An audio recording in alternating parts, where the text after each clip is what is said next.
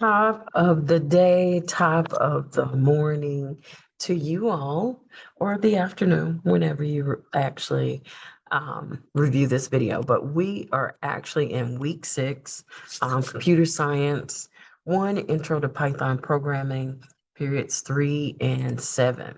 So I did want to start out with a motivational minute. Never be limited by other people's limited imaginations. This was by Dr. Mae Jemison, the first African American female astronaut. Pause, reflect, let that sink in. So this week, we are on unit 2.12, user input, and we are using Python programming fueled by the one and only Tracy the turtle. So the commands that you're going to be learning in this lesson today are the input, and then also where you can change the type of value to an integer. So let's begin. Getting user input. So let's think about this as a conversation. You want to get the input of someone else's thoughts, and how you can do that in Python program. We can ask the user to enter a word, a phrase, even a number that you can store in a variable that we create in our program. So for instance, we have color choice, asking what color the circle should be. So let's move over to the user input. So I kind of started the wheel here. So if you look here, I'm going to put color and then put a variable in, which is color underscore choice.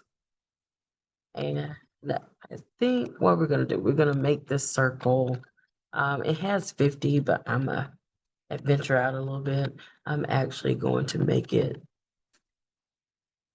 kind of 100. So when I'm going to save, because I have this from my sandbox I've created. You're going to click run. So if you look at the bottom here, I want you to look down here at the bottom. It asks us what color it is. And so let's give it a color. I'm going to say pink.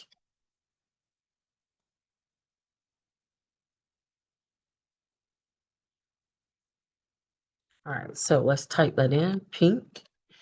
And you press enter, and voila.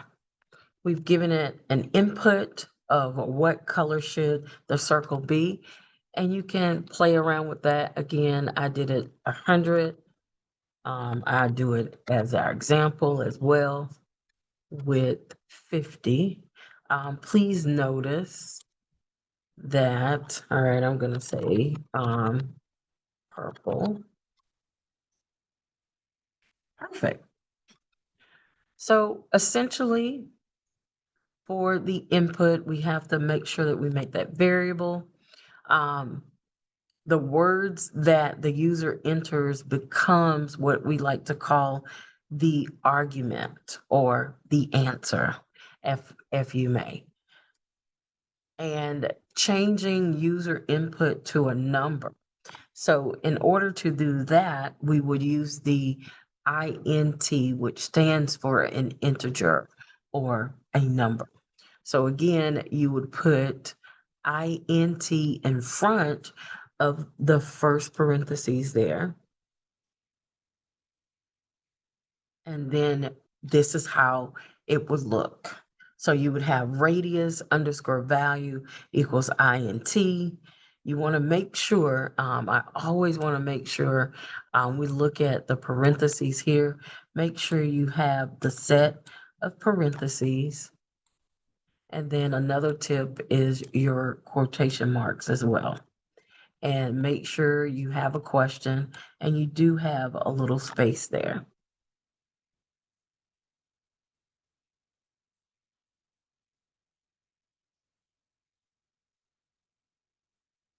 Okay, and you get to see that what can alter the variable throughout our code.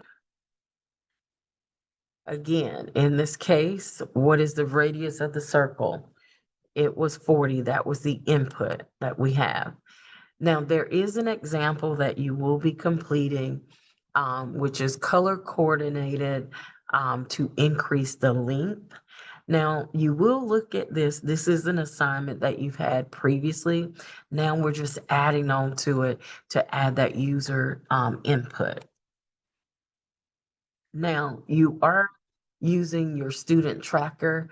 So in order to use your student tracker, you need to find the lesson that you were last working on. Remember that the blue is a must do for a grade. If you get to the mastery check, please come find me. I'll be at the front and we can actually work at the tables together as well. So get it, get it. Yes, you're doing a great job.